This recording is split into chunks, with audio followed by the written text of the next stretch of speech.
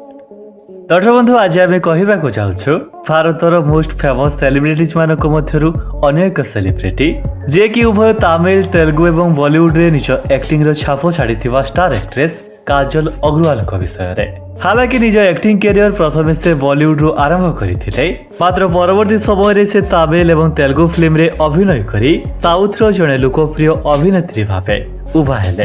तांको सुंदरता और अभिनयर पारदर्शिता सते जेपरी कौन से फिल्म लवर को मोहित करिपार यथेष्ट सामर्थ्य रखिছে। जदि आपण मध्य काजल अग्रवाल को और तांको यूनिक एक्टिंग को पसंद करंती ताले एबे ही वीडियो को लाइक कर दियंतो। आउ जदि तांको लाइफ स्टोरी कैरियर और अचीवमेंट विषय रे जानिबा पई चाहंती ताले निश्चित वीडियो को शेष पर्यंत देखंतो।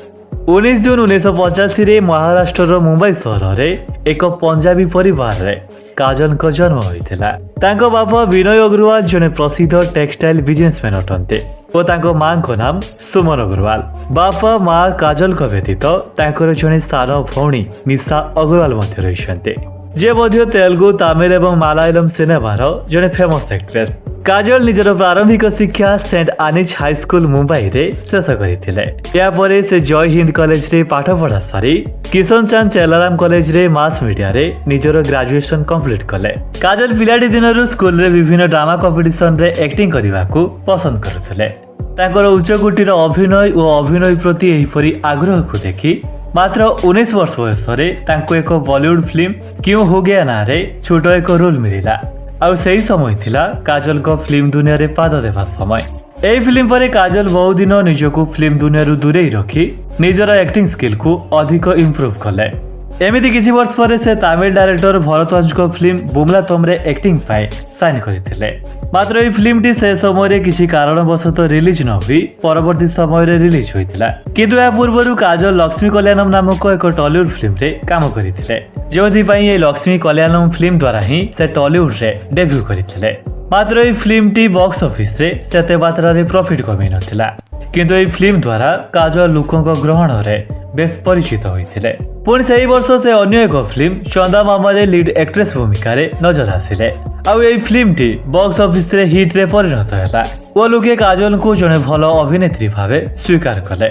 या परे काजल पाजानी परडू आतादिस्ता परी फिल्म रे अभिनय कले।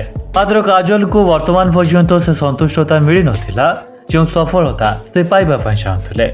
वास्तव में तांको अभिनय जीवन में पूर्णता आसिला सेते बेले जेतेबेले एसएस राजावली निर्देशन रे मगधीरा फिल्म रो निर्माण करागला।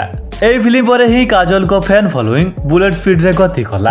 आउ से राताराती अनेक फिल्म लवर को फेवरेट एक्ट्रेस बनी गले। आउ या परठू काजल केबे भी पछकु न चाहि गुटे परे गुटे अनेक फिल्म रे काम करि सारिले।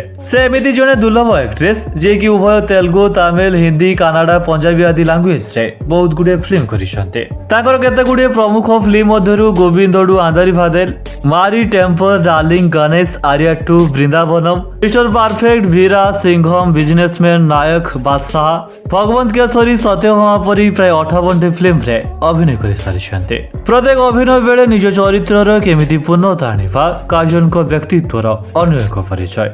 से विभिन्न समय निज उच्चकोटीर अभिनय पाई बेस सम्मानित होइछन्ते। तांकर एही बलिष्ठ अभिनयर सफलता सदृश आज से बहुत गुडे पुरस्कार अधिकारी हो पारिछन्ते।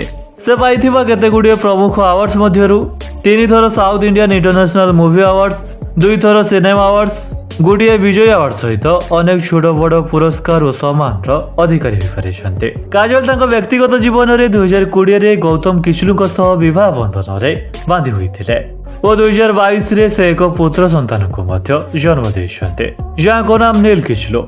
वो काजल मध्य तांको वैवाहिक जीवन रे बेस खुशी रे अछन्ते।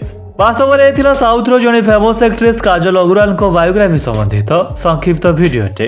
जदि वीडियो भलो लागिछि वीडियो को लाइक करबा सहित आगो को एमिति बायाठू इंटरेस्टिंग वीडियो देखिबा पई आपन को चैनल मो ओडिसा को एबे ही सब्सक्राइब करि परते। रहुछि जय जगन्नाथ।